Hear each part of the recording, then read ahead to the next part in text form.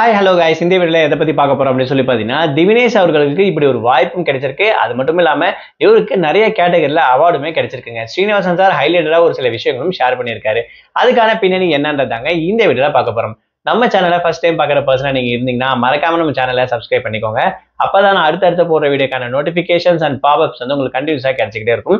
அது மட்டும் இல்லாமல் இந்த வீடியோ பற்றி உங்களுக்கான கருத்துக்கள் ஏதாச்சுன்னா தாராளமாக நீங்கள் கமெண்ட் பாக்ஸ்லையும் மென்ஷன் பண்ணலாம். ஸோ ரீசெண்டாக ஜீ தமிழ் நடக்கக்கூடிய ப்ரோக்ராம் வந்து பார்த்தீங்கன்னா one of the reality show Saregamapa அப்படின்னு சொல்லக்கூடிய இந்த ஒரு சிங்கிங் காம்படிஷனுங்க. இந்த ஒரு ஷோ வந்து பார்த்தீங்கன்னா நிறைய பேரோட லைஃபை சேஞ்ச் பண்ணிருக்கு அப்படின்னு கூட சொல்லலாம். ஸோ அந்த வகையில் அதாவது Saregamapa junior little champion season 4 title winner தான் திவினேஷ். இவர் எதுக்கு ஹைலைட்டடா சொல்லப்படுது அப்படின்னு சொல்லி பார்த்தீங்கன்னா, இவருடைய வாய்ஸ்ல ஓல்டு சாங்ஸ் அதாவது 60s 70s 80s இந்த கேட்டகரி சாங்ஸை கேட்கும் போது அவ்வளவும் சூப்பரா இருக்கும் அப்படின்ற விஷயத்த நான் சொல்லலைங்க, நிறைய ஜட்ஜஸ் சொல்லியிருக்காங்க.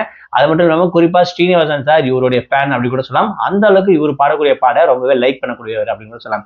ஸோ அந்த வகையில் ரீசெண்டா JFW வந்து பார்த்தீங்கன்னா அதிக தமிழ்நாடு ஃபேமஸ் பப்ளிசிட்டி இருக்கக்கூடிய ஒரு பர்சன் அப்படின்னு சொல்லக்கூடிய அவார்டு வந்து பார்த்தீங்கன்னா கொடுத்துருப்பாங்க. அங்க ஸ்ரீனிவாசன் சார் வந்து இந்த மாதிரி குழந்தைங்களுக்கு கூட ஜட்ஜஸா இருக்கிறதுக்கு நான் ரொம்பவே பாக்கியம் பண்ணியிருக்கணும், அந்த அளவுக்கு இவங்களோட கிரெடிட்ஸ் இருக்கும், இவங்களோட பர்ஃபார்மன்ஸ் 99% இவங்களோட இன்புட் இருக்கு. அது மட்டும் இல்லாமல் ஜட்ஜஸ் ஆகிய எங்களுக்கு ஜஸ்ட் 1% தான், அந்த அளவுக்கு இவங்க பர்ஃபார்ம் பண்ணுவாங்க. குறிப்பா திவினேஷ் வந்து பார்த்தீங்கன்னா ரொம்பவே சூப்பர் டேலண்டட் பர்சன் என்ற விஷயத்தையும் மென்ஷன் பண்ணியிருப்பாங்க. அது மட்டும் இல்லாமல் ரீசெண்டாக கனடாக்கு வந்து போயிருப்பாங்க. ஸோ அங்கே திவினேஷ் பிளஸ் இவங்க கூட லிஜெண்ட் சொல்லக்கூடிய ஸ்ரீனிவாசன் சார், விஜய் சார் கூட SPB சரண் சார் இவங்க எல்லாருமே சேர்ந்து லைவ் கான்சர்ட் பாடினாங்க அப்படின்ற விஷயத்தையும் அவர் மேடையில் ஷேர் பண்ணியிருப்பாரு. அதெல்லாம் தாண்டி இப்போ ஜீ தமிழ் குடும்ப விருந்து 2025 வந்து பார்த்தீங்கன்னா இப்போ கிடைச்சிருக்கு. ஸோ அதில் திவினேஷ்க்கு 2 அவார்டு கொடுத்துருக்காங்க.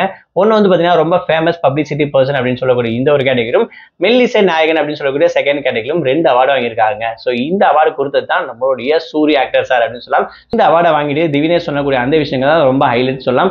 அதாவது எனக்கு சப்போர்ட் பண்ண எல்லாருக்கும் ரொம்ப நன்றி, கண்டிப்பா இதே மாதிரி எனக்கு சப்போர்ட் பண்ணுங்க, ரொம்பவே தேங்க்ஸ் அப்படின்ற விஷயத்த ஸ்டேஜ்ல ஷேர் பண்ணியிருப்பாரு. அவரோட இன்ஸ்டாகிராம் போஸ்ட்லயுமே போட்டிருப்பாரு அப்படின்னு சொல்லலாம். ஸோ அந்த வகையில திவினேஷ் அடுத்தடுத்த வாய்ப்புகளையும் அது மட்டும் இல்லாம அடுத்தடுத்துக்கு அவருக்கான அவார்டும் கிடைச்சிக்கிட்டே இருக்கு அப்படின்னு கூட சொல்லலாம். ஸோ இதை பத்தி நீங்க என்ன நினைக்கிறீங்க? திவினேஷ் ஃபேன்ஸ் எத்தனை பேர் இருக்கீங்கன்ற விஷயத்த மறக்காம கமெண்ட் பாக்ஸ்ல மென்ஷன் பண்ணுங்க.